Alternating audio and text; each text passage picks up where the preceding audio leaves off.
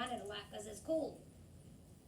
So the difference between the cool aerosol and the heated, what type of patient, another patient that we might use this cool aerosol for? Post-extubation. Post-extubation, okay? So the ET tube is a foreign object, we're throwing it in our body. Our body doesn't like foreign objects. And one way it's edema, swelling, okay? So expect that. And so we're going to apply a cool aerosol to the patient, or the bland aerosol to the patient. And that is this air entrainment device that we've been talking about. And there's lots of different ways to do that. So a patient comes in with croup, inspiratory, expiratory stridor in the emergency room, they're going to ask you to set up a cam. And then post-extubation edema, subglottic edema, laryngeal tracheal bronchitis is croup. That's the other word for it. Okay. Laryngeal tracheal bronchitis is a medical term, croup is a layman's term. So subglottic edema, that could be this or that, because it's all below the vocal cords, it's right here. Okay. And then post-op management. So maybe the patient had some type of surgery, or maybe they had a head-on collision and their face was all broken up, okay, or something like that. They had major surgery, ear, nose, throat person. They're going to have that on with the face tent. But the face tent's going to just be wide open like this. So it's not touching their face. And you're just going to be blowing cool mist in their face, okay? So you're not touching their face because they're going to be in a lot of pain. And it's swollen and they're all bruised like someone beat them up. And then sputum specimens. So we can, like I said, deliver hypertonic saline solutions and get sputum induction. We used to do the big ultrasonic nebulizers, but that's in this PowerPoint, but we no longer use those because of high infection, high cross-contamination. We have to change them out every 24 hours, so we don't use them a lot. So we'll do sputum inductions with just usually the regular SVN, regular small volume nebulizer that you're learning about. And we just put the hypertonic saline to 3.7% is what I'm more familiar with, but I know they do have 10%. So that's one way we would do that. And then we use a lot of the vibratory mesh plate nebulizer in the hospital.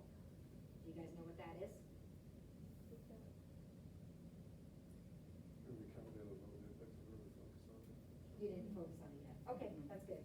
But you'll learn about that. So it's a vibratory plate. It doesn't require flow, and that's why we like it for ventilators, because we're not adding volume into our circuits when we use this nebulizer. But we can use that nebulizer in any setting, BiPAP, CPAP, high flow, even ED would handle that stuff. Any questions on why we would give bland aerosol therapy? And again, this is cool mist, not heated. That's what we're talking about.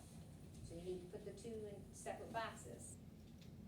Cool mist is for upper airway edema and stridor, anything that causes swelling.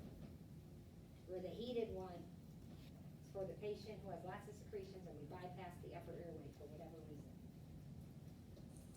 So we're giving them high flow oxygen. Lots of flow coming from the wall. Okay, contraindications, obviously, we talked about bronchospasm and bronchoconstriction. So a patient who comes in with an asthmatic episode, you're not going to put them on a bland aerosol.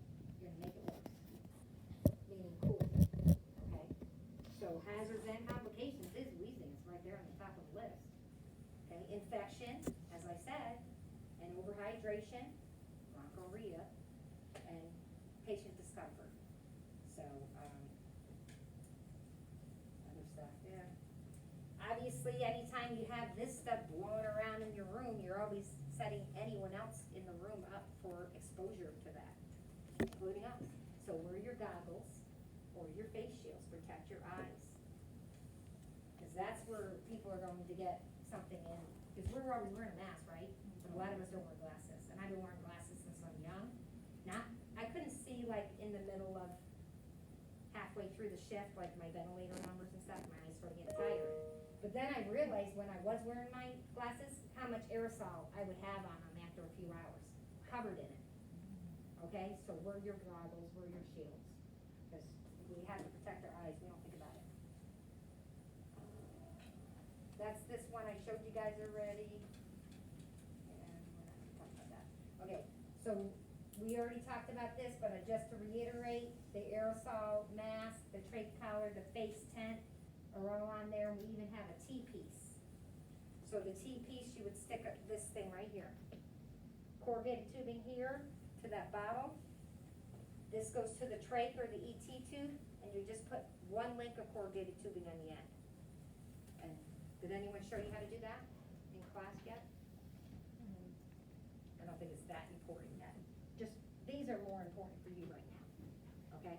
Because next term you'll learn more about intubation and mechanical ventilation, what to do with them afterwards. Okay, and that's it. I think that's the last slide. Oh. Maybe not. We already went through all that.